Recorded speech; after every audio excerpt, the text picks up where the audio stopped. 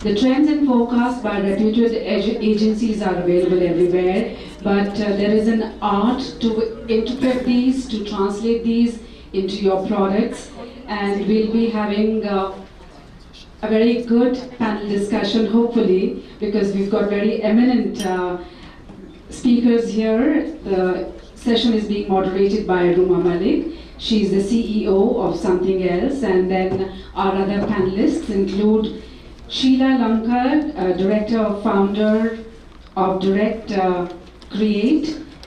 Mr. Peter Dascorley, he's founder of Taliana Studio. We have with us Mr. Mukul Goyal, designer and director of Designwise India Private Limited, and Mr. Mike Noyles, director of Sushant School of Design. They'll be having a panel discussion on translating trends into products. Over to the moderator. Thank you. This is going to be a very, very different discussion to what we had before. We are going to go from the ethereal to the practical. Our country is that of craftsmen who we work with every day. And trend and forecast is something we as design professionals may know and understand, but to actually translate trend and forecast to businessmen, to artisans and craftsmen who work in various kinds of materials with various differences of technology available, that is a challenge that we face every day. Some of us here work with professionals, little artisans all over the country, and some of us work in studios and actually create wonderful pieces of art. So I'm going to talk to our panel today, which is very varied in their experiences, and let us try and see how to make things simple. I think that is something we get from the last panel, that basically life is all about getting something made simple. And to make this simplicity go down to the last artisan and to the last craftsman, that is we as professional designers aim to do. What is simple is easy to understand, what is easy to understand is easy to empathize with, and what you empathize with, you want to own. So that is the line of simplicity that we would like to pass on to our very, very skilled artisans. I'm going to actually start the floor with our most radical speaker. Okay, Mukul Goyal, who is very interesting because he is a designer, he is an engineer, and he works with a totally different concept. He doesn't believe there is something called a trend. So let's hear from Mukul. Where do you go from here? Well, if you start believing in the future, then you're not going to do anything today. So primarily, as I can only talk from my personal experiences as the way I would go about making objects. So I don't make a setting, I don't make something that goes into a total scenario. But when I look at objects, first and foremost, I need a piece of inspiration. And I think that is what we all should when we make objects. When you see trends or you study trends, I think you get just too confused as to what am I going to do now. So I think more importantly, if we find a thread of inspiration somewhere and we're able to work within that, whatever the material may be, whatever the objects we may be making, whatever the finishes that may be in trend or not, if the object comes together with a piece of inspiration, I think what I truly believe is when you make something with your heart, it reaches out to other people. If you don't, then it stays within you. And it's a half-baked. When you make good food, you make it with all the love. And it's the same with objects, I feel. So I think this is where I would like to start, is to say that we should make things with a lot of love and a lot of inspiration. Every object, make less, but make it well. And I think that would really communicate a lot more to people. Thanks, Mukul, as usual. Very diplomatic. But Peter, you have been living and working with Indian craftsmen for the last 10 years. How do you bring international sensibility to somebody who's never even looked at Delhi, let alone anywhere else in the world. Thank you. It's a pleasure to be here. It's a wonderful question, and we're always amazed in our studio when we're creating the products to be sent all over the world, and something will come up in conversation, and I'll realize that maybe one of my designers has never heard of Rudolph the Red-Nosed Reindeer, or doesn't know who Jimi Hendrix is, or and I'm always saying, listen, where the way you've grown up, what you know, there's a big difference between ignorance and stupidity. And ignorance, I'm ignorant about so many things in India. It's one of the constant joys of living here. And it's the same thing with our staff. It's a great question, though, for anyone who is either designing or making or involved in a business that goes beyond your local environment. Because most of us probably in this room have experienced the buyer coming from somewhere wanting something that you don't know about, you don't know the context. So one of the things that is very important is to be exposed, to learn cultural understanding. So there's the technical side and there's the aesthetic side.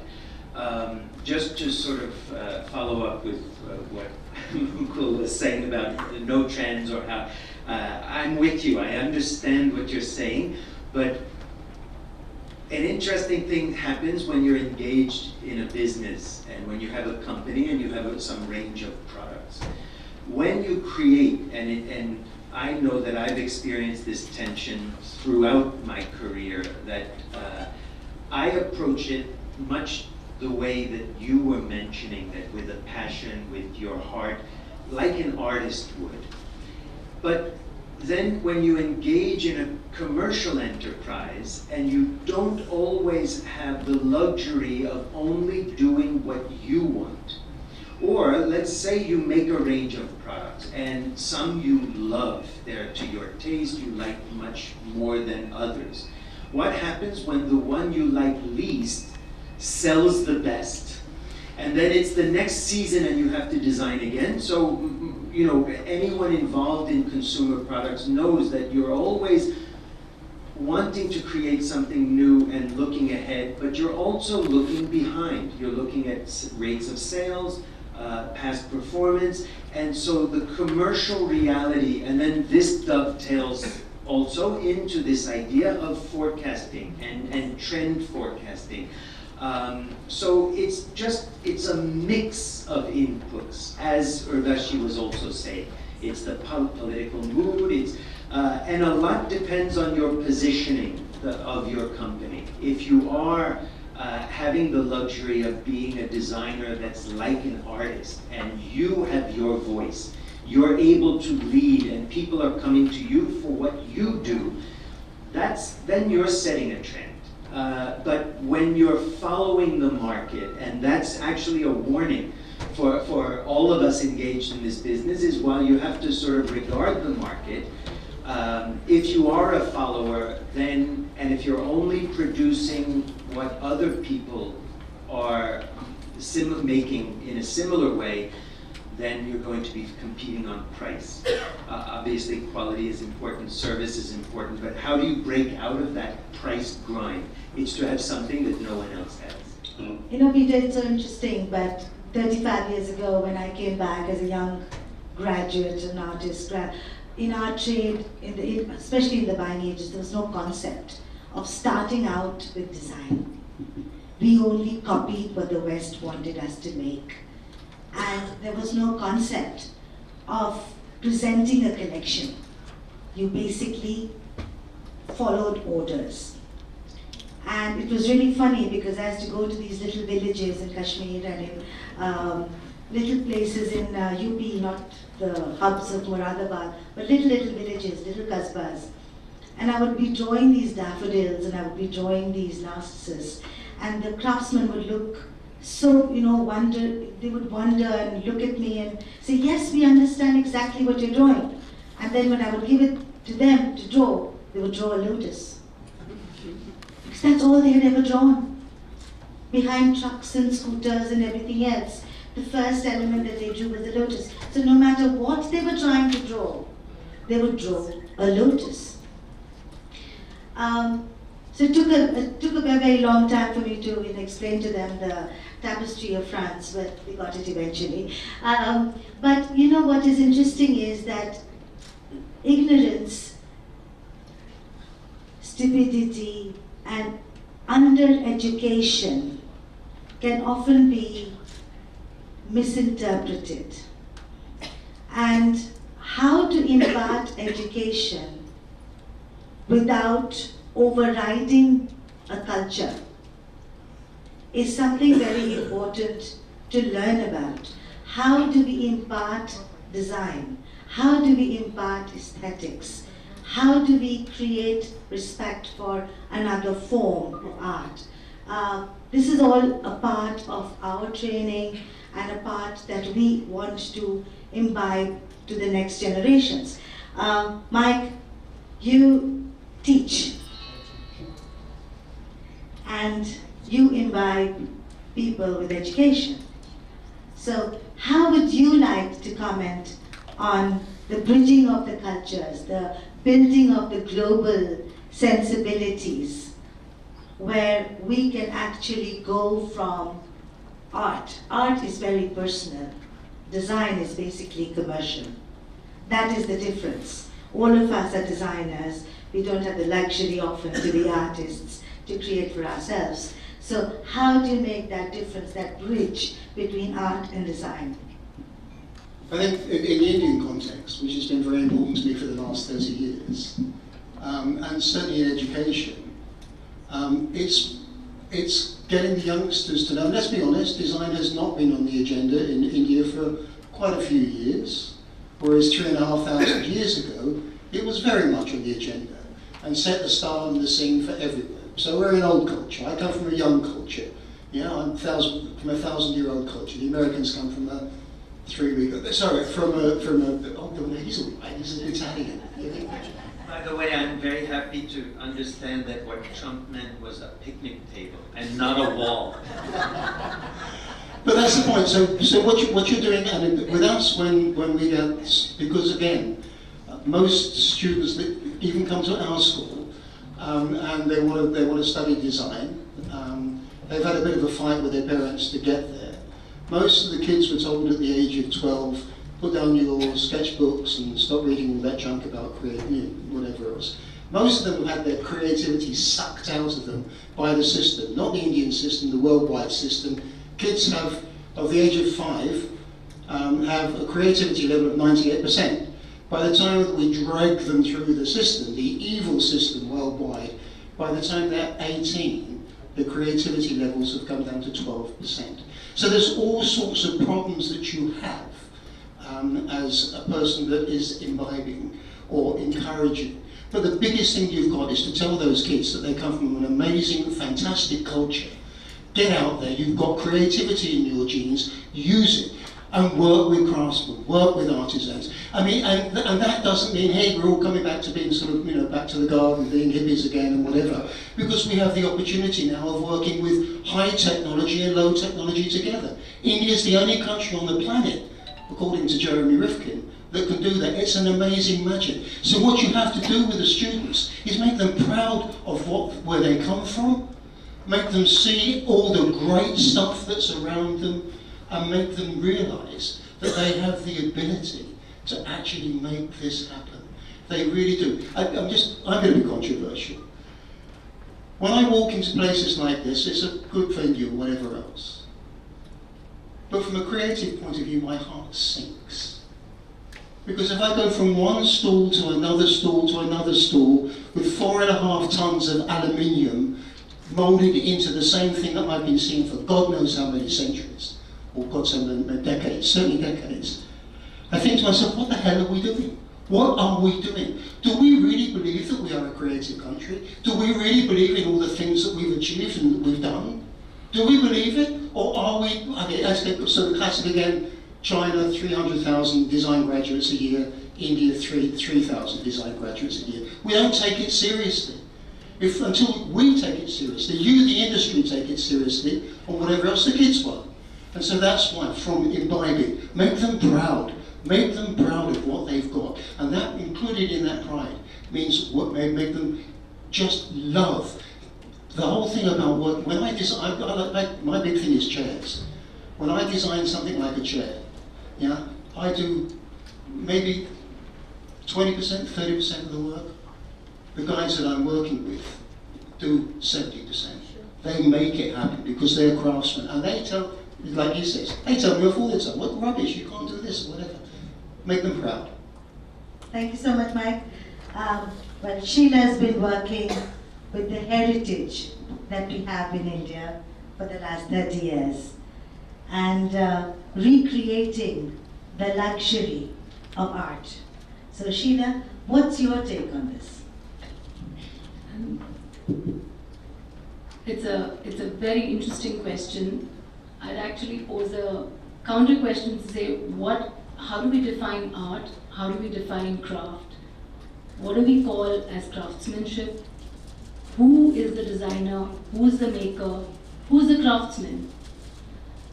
I mean, that's at the core of what we are, what we had, and what we have the ability to take forward.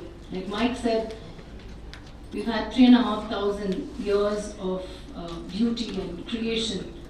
Every brain here has the ability to create. Why are we not creating? The markets are manifestations of what skill we have today.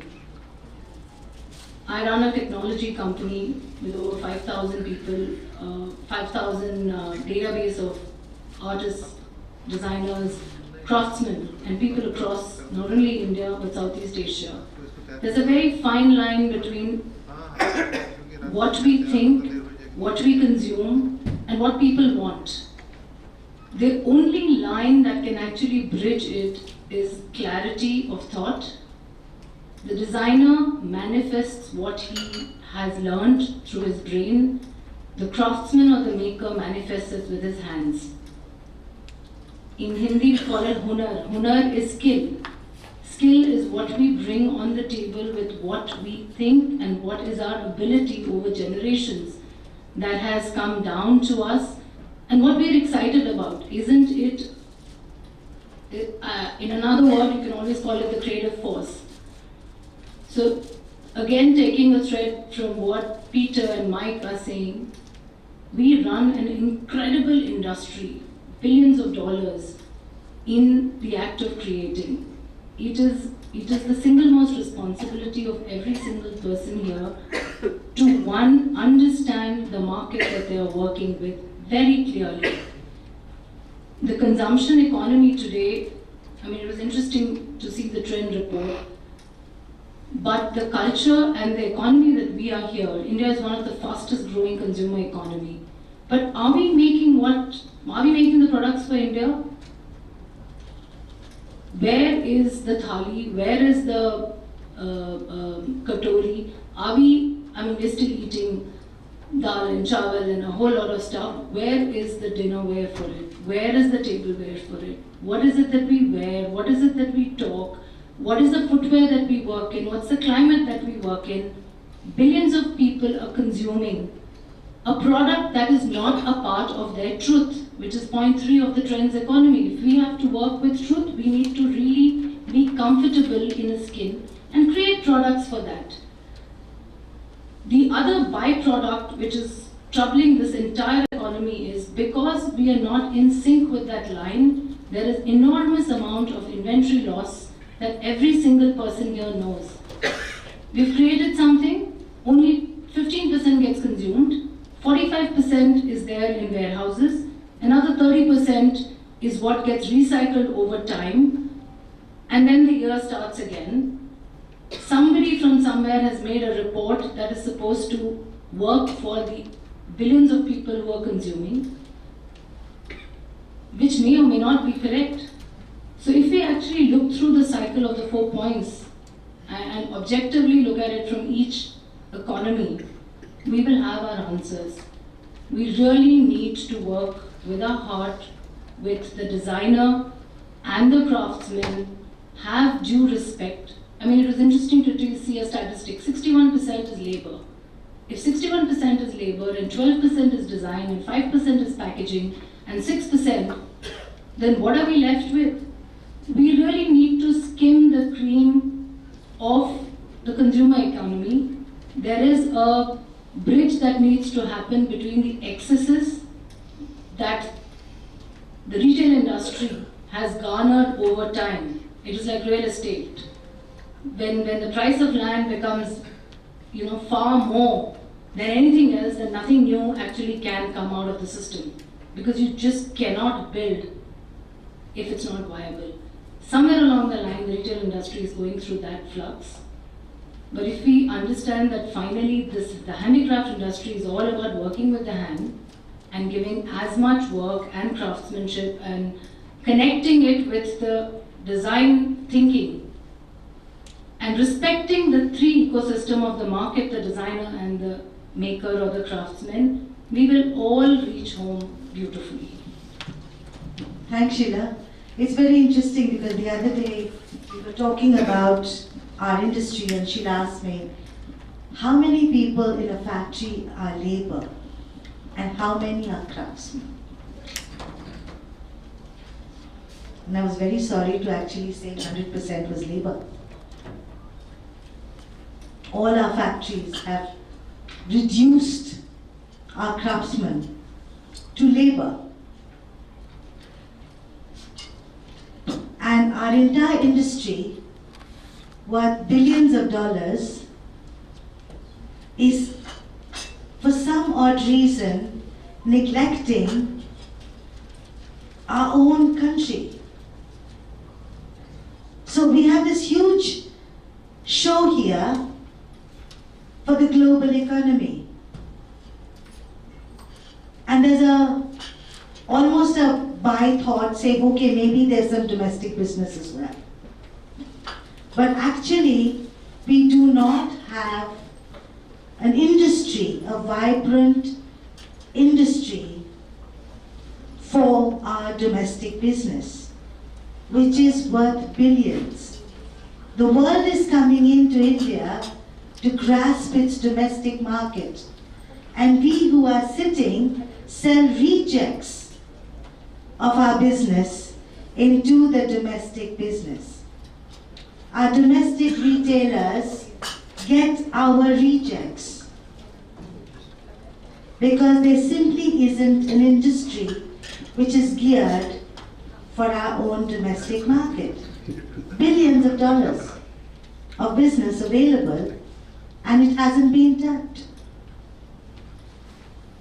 Very few are like Mukul, who started his design brand and sold into India first before going in to Europe, right? As a design brand, and he's been recognized as one of our foremost product designers in India because you recognize the strength of design for India. Tell us your experience. Well, really, it's a market I know. It's a home for me, and if I can't judge the saleability of my product in my own home, then I really won't be able to judge it in another land which I don't know about. So for me, it was easiest and the best way to test my own ideas, make my own mistakes, or whatever it might be, in my own home, and I think that's the one thing that I've learned over the years is to offer the best to everybody. It's not just to an Indian market or to a global market. We try and do products which will instill a sense of pride in not only us who make it, but also in people who consume it, in the sense to like what they are buying. So we don't differentiate in any sort of ways in terms of our consumers. Our consumers are both in India and international markets, wherever we sell.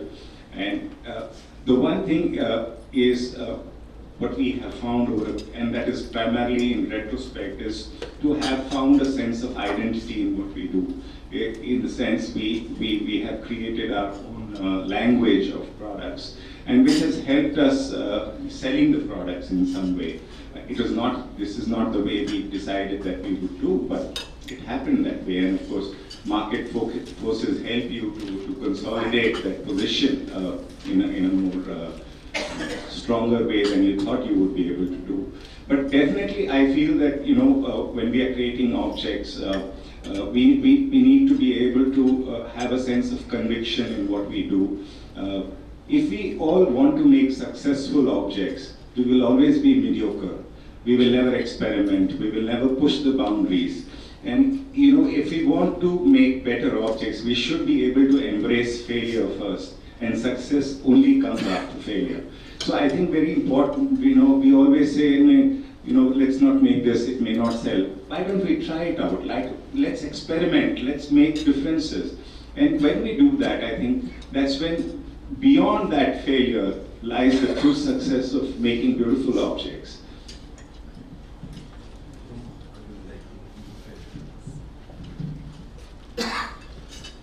Well, whatever I have heard from all honorable speakers, I have a point to make. Today's topic is how to interpret trends and forecasts, and how to translate these trends into developing products that are likely to be sought after in seasons ahead. Now, we have discussed about design, we have discussed about art, we have discussed about lack of design in products produced by my industry. We have talked about 3,000, 3,500 design students coming out every year. If I look back, what is happening in my industry? Here, I have honorable members of the buying agency who control 60% of buying out in this country. 40% of the other part of the companies are different. They don't like to deal with buying agencies' dictates because they want to create their own collections.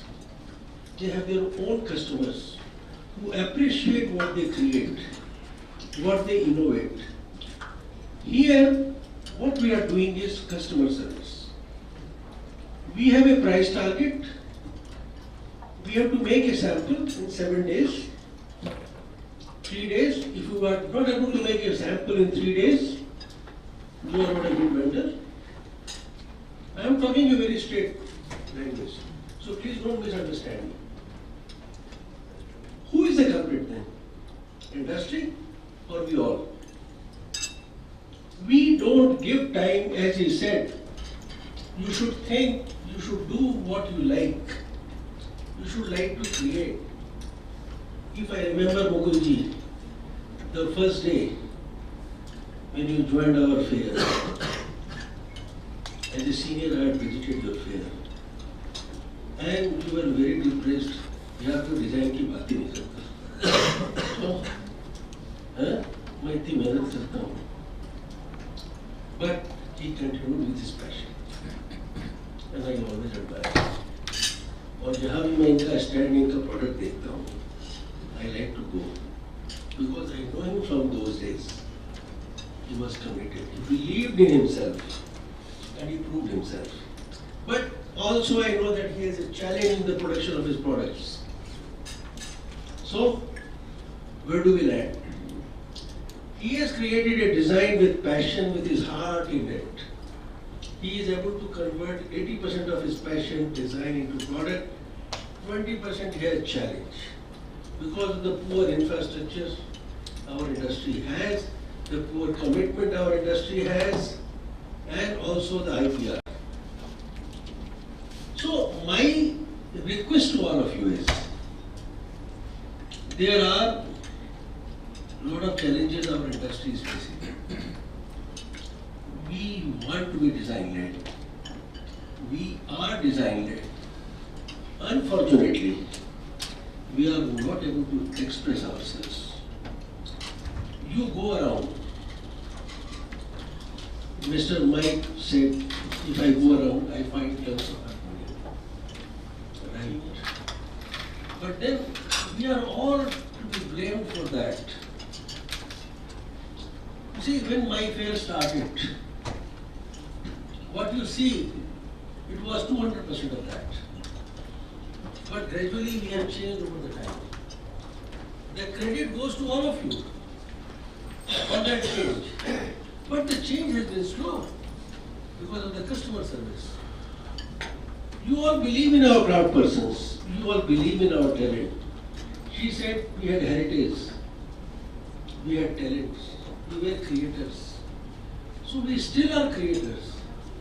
But the question is, we have to see what platform we can give to our industry, to our artisans. What is the way forward for us to integrate the designs, presentation, the process, the materials, the hard work and the technology.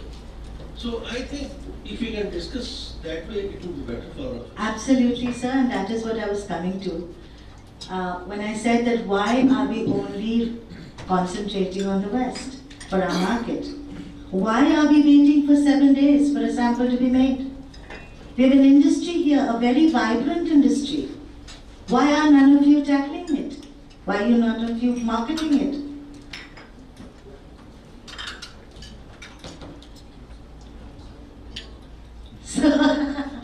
So that is my first question.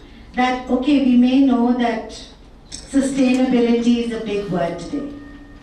Recycling is a big word today. You can talk about forecasting of the eco range and so on and so forth. The world may come to India, but India is already in India. We have a business for the West, but we have also a business for India. The reason we were talking about design first is to first separate a craftsman from a labor. This industry owes itself that there should be craftsmen who are craftsmen, and there is labor which is labor. Please differentiate the two. Our factories are full of labor. They're headed by business people who make samples in 7 days, and I throw them out of my office if they don't come on the 8th day. I'm sorry, I do. That's my business. Yeah? But you also have a brand like Chumbak. Come out from nowhere. In 2 years, they are a phenomena. Why? They addressed the domestic business. They addressed design in its modern form. They recognized gaps that are there. People come to them. If the world wants Chumbak to go global, they will come to Chumbak. But how many of our factories are working on taking a trend and actually exercising it into a product? You have contractors who pick up pieces every day when they go around, and they go from factory to factory. That is reality. Whoever likes whichever vase says, okay, give me that and make 10 more like it. That's how a collection is made. That's not how a collection is supposed to be made. Can any of you, there are many factory owners sitting here, can any of you say if this process is wrong? What is the process you use for making a collection? You spend lakhs to come here. You have maybe 300 products in your booth.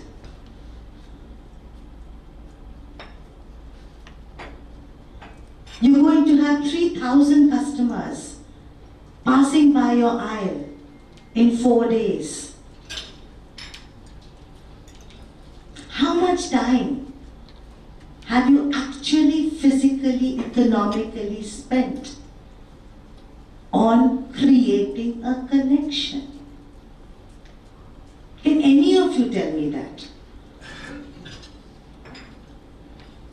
Sir? Just tell me.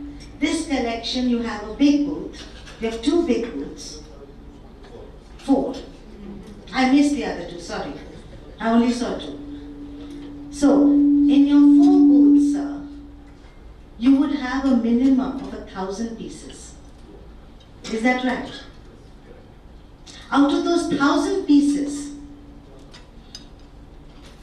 looking at the market, the customers, the 3,000 customers will walk down your booth, hopefully.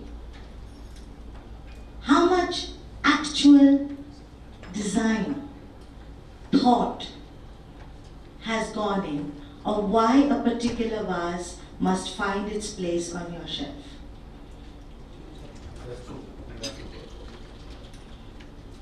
It's non-existent, sir. But everybody is working hard on this. They are working hard on products, sir, not on design. They're not that much. There'll be 10 vases there, one with a neck like this, one with a neck like this, one higher, one shorter, to make the scale of price correct. One lighter, one heavier, one, making this and making that. And all that work is done by contractors, sir. All that work is done by a contractor who has never left Moradabad. Look at the economic side of your gamble. That there's a contractor with 200 men who pick up pieces. They know which factories are doing what work. The dhalayas are gone to, the pieces which are picked up, and they're taken to exporter after exporter. Pieces are picked up and say, okay, 10 of this, 16 of that, red of this, black of that, tall here, short here, tuck, tuck, tuck, tuck, tuck. 200 pieces on the shelf, new collection. That's how it works. That's the 35 years that I have seen this industry work.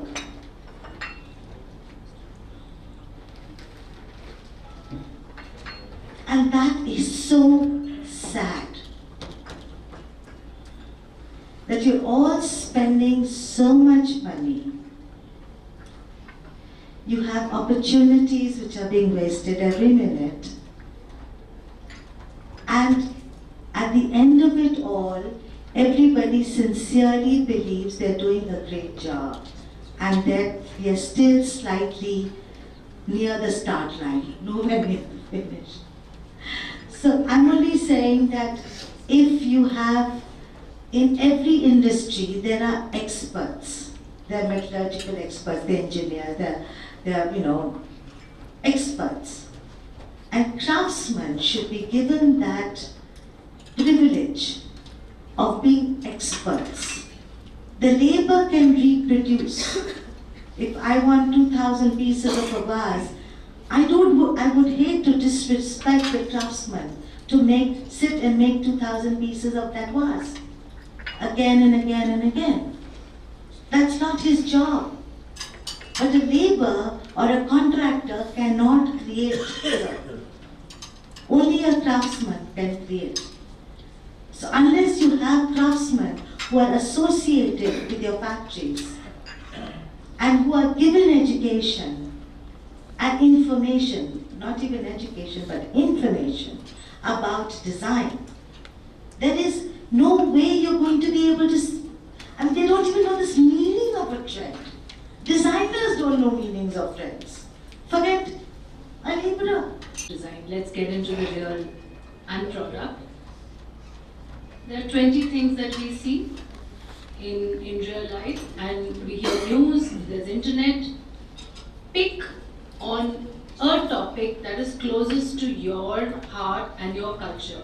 For example, in Lucknow, there is the Imam Bara right there. There are 525 motifs in that Imam Bara from top to bottom, which mirrors the Alhambra in Spain, which mirrors Morocco. So design, you don't really have to, nobody really needs to overdo design or think that they're doing design. Pick things which are close to your heart, things that you see culturally on your soil. If you're in Jaipur, you are seeped with things around. If you're in Moradabad, you see things around. If you're in Firozabad, you will see things around For example, if the trend today is saying fitness and health, and people are wanting to travel and be light, what you can actually do is look at the material that you work with. For example, if it's, let's say, glass, can we make interesting bottles for people to carry in their backpack? Can we look at that bottle which is zero carbon, less energy? Look at shapes, look at things that can happen from your own factory, your own skill. Develop a few prototypes, post it to them, create something. It's as simple as that. If you're working with inlay and you want to take any of the 4 topics, health, travel, micro homes, make a table which can double up as not only a writing desk but also a shelf. You have a flat one for writing and you have 2 steps for a shelf. It can be folded up and it's beautiful to look at. Nobody is going to say, I need it at this price point, turn the stone inlay into wood or ply. They will pay maybe $20 more if you have a beautiful product and you are true to it, which only can come from your place. A Jaipur cannot make inlay better than Agra. The Bidri cannot be done better from Delhi than it can be done, maybe a little bit more if you have more orders and less.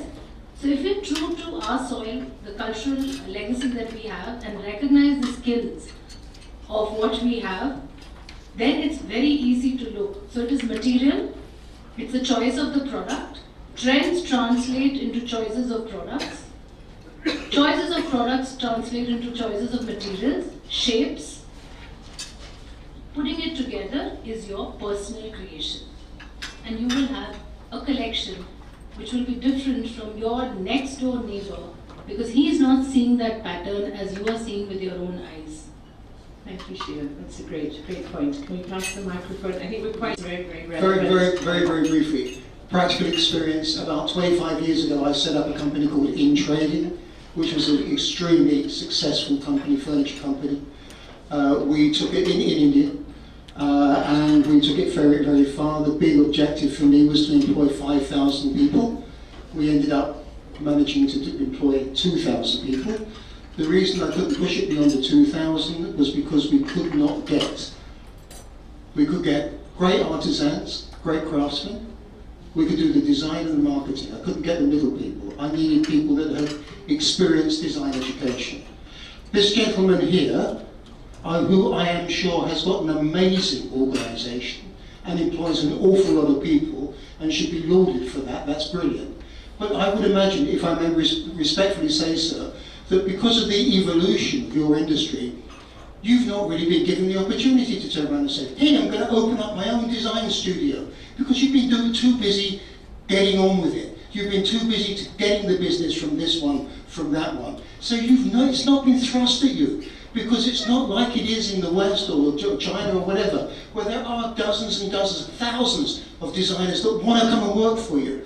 The big secret is education. It's got to be, and we have got to do it. Thank you, Mike. Peter. I thought of a story when Ruma was speaking about the late great fashion designer, American designer Bill Blass, talked about when he started in his career. I think it was maybe during World War II, or it was, he said that those were the days when all the big garment manufacturers in New York City, in the garment district, were run by guys smoking cigars with a lot of money. And the designers were stuck in a back room. And the designers were sent to Europe every 6 months to buy samples, and the industry was being driven by design that was coming from Europe. And it was a capital, it was a business of money, investment, risk in processing textiles or whatever the materials would be to transform into that product. It wasn't a creative business. It was a business of investment and money. And that's what I see a lot in factories in India. Now, as Mike was saying, it's understandable. I'm very sympathetic to this. Also, the buyer comes. You can't just let an artisan loose to create whatever, and then in the end you have to face the buyer, and you have to have products that the buyer is going to want, whether it's a domestic Indian buyer or a buyer from outside. So I'm sympathetic with that, but there will be a developmental arc that will happen. And the good news is that something's happening in the world right now. There's a saturation, and we all know it, and it was in this trend about simplicity. People are getting a little fed up with lots and lots of stuff, cheap stuff. And the retailers are so big that they need unique product. Trends are breaking down. There aren't these monolithic trends like, pink and or light-stained wood grain or is everything. There are many micro trends. So there is an opportunity, and I think the market is looking for unique individual voices. So you guys who have the factories, who have the companies that are running, be mindful of design. Try to create, but it's that odd, crazy mix of market inputs, things that have sold in the past, political moods, what your customers are telling you, and then you do need to empower some design professionals. How do you get them? Are they there? Is there? Mike will give them to you. But so there will be a developmental arc. In the end, if you want to get liberated from, at least to some extent, the price grind and competing against your next door neighbor, it will be in creating original product. Thank you, Peter. Very well spoken. So I'm going to ask Mukul to be the last voice from the panel, and then if there's any questions, we'll take quick round of questions because I think we're running out of time. I just would like to add to what Peter had to say is, instead of calling them design studios, I think that's where we go wrong, is to call them tinkering studios, to call them experimental laboratories. You just don't call them design, because I think design as a word is completely misunderstood, and that's where we go wrong to start with. Let's not call ourselves designers to start with. I think what we need to do is just tinker, fool around, have fun for a change. And I think beyond all of this, and I believe from personal experience that, when you do that, really, you go beyond your comfort zone is when you really start creating products, And I think we should do that, even if we set us up, because I've met so many designers working with exporters and in the export industry. Their brief, the way they work on products is, okay, so-and-so is coming next week, and I have a few ideas. They go Pinterest, Instagram, everywhere, look up. Is that what a designer is meant to do? No. So that your contractors can do as well. So let that run by itself. On the side, start a laboratory. Let the business run as usual. You cannot disrupt a business. But at the same time, if we can start experimental studios with whatever expertise each factory has, and I think we'll be able to come up with better products. That's what I feel, and I really feel that we have such great talent and such great understanding of material. I think we can only reach the sky if we really put it to good use. Thank you very much, Mukul. So any questions? I was a designer. We created a bunch of products, put it in the market. 4 months later, one big retailer in the US, somebody mentioned Chumbak, it was Fab India, took our designs and put it up on the shelf. So, there is a basic investment of R&D, right? Going back to your point, which is it takes time to make design. Now, when those designs get picked up by somebody, a buying agency or a retailer, and taken next door to be recreated, right? My question to you is, with all the drive to become better designers and actually, get craftsmanship into the picture, how do you still enable an environment where what just happened to me doesn't happen again, right? The next person comes in and says, hey, can you make this 20% cheaper? And the guy who actually made it invested R&D time and design time, right? That, of course, is not accounted for the guy who's making the copy of it, right? So that's my question. Is this a question for Mukul, or who wants to take it? I've been copied long enough to know how to take this question. See, the first thing first, you always build a secret ingredient into your products. Because that's how it works. Copying is nothing new. You have to believe that if you made it and you made it beautifully, the other guy cannot make it as well as you can. Give an example as well. Yeah, well, my bookends, I have a pair of bookends called the ID bookends, which have sold fairly well over the years. Well, they got copied in Italy, and they were made in aluminium and clunky and big. And they were selling at the same show. My point is, if somebody's making it so horribly, then he can't be selling to my customer. My customer doesn't buy that kind of product. So we have to, I have fought a lot of IPR battles. I have 3 cases running in the High Court today. I have to fight for myself. I get nothing out of it. But if you don't stand up for yourself, nobody else will.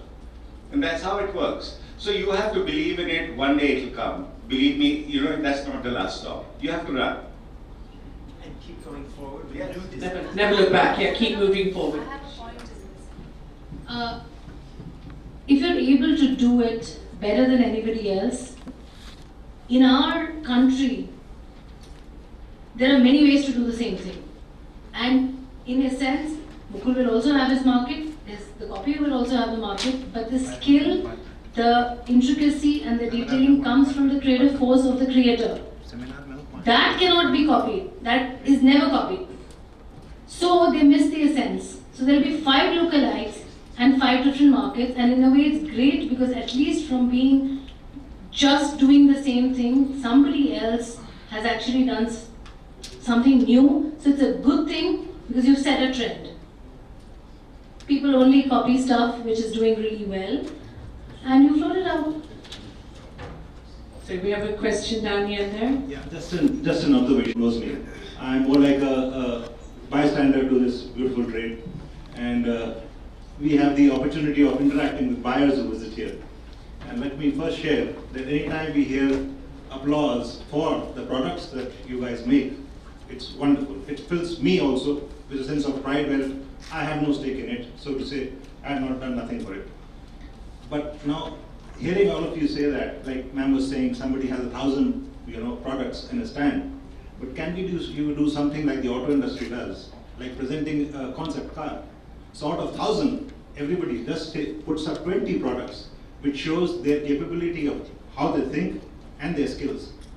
May not be for commercial production, but it impresses the discerning buyer and says, yes, this person is capable of doing this. So you may not be able to do it in all the products that you have, but even in a small percentage of products that a stand has, it will make a difference, I think. Thank you. It's never wrong to do something innovative. I think you have your commercial side, and I think the whole emphasis probably of this talk has been coming up with something innovative as well as doing your commercial business. Now, Mr. Bradford, would you like to sum up for us? Yes. I think we have had a very good session, but from my experience in the industry, I have a few things to add to whatever Mukulji has said, whatever everybody has said. You see, to develop a product which could be original, Mukulji said you must have a secret, right? I will redefine it further. You have to have uniqueness in what you do. For example, I will tell you, we are one of the most innovative music instrument company in the world. And whatever we produce, we challenge no Chinese, no Western people can copy it. And we have lived this way for the last 30 years. But at the same time, we have not gone for any court cases. Because whenever we went for the court cases, we only burned money, burned time, and heartburn. You see, any product has not more than 2 years shelf life in today's world. You cannot stop anybody from copying. And cheap copies, people, Mukulji has said, people will continue to make. Your way forward is, you have to have a system. Or designing and product innovation only and designer is not helpful. There has to be raw materials, there has to be an engineer, there has to be a craftsman, there has to be a prototype maker. I will give you an example of a very successful company in Bali. they kept on hiring people who were in restoration business in museums, because these people had the experience of raw materials and could modify the raw material to the best of the quality. The result was they have been shipping out jewelry produced in Bali, sourcing from all over the place, but a uniqueness. Every day, $100,000 jewelry shipping to US. So the idea is we all have talent, but we have to have a system. We have to evolve the system as per your talent, as per your own resources, as per your availability. But you have to do it. Thank you. Thank you, Mr. Palatkar. I'd just like to say thank you, big thank you to Peter, Sheila, Mike, and Mukul for being on this panel. Can we give them a big hand, please? And I think we'll have to end the session, and thank you all very much for sitting through. Thank you. Hello. Now, before we leave, we have to present mementos to our speakers. May I request our chairman, Shri O.P. Palatkar, and chairperson, Christine Ray Binegans Association, to present a memento to Ms. Sheila Lunkar.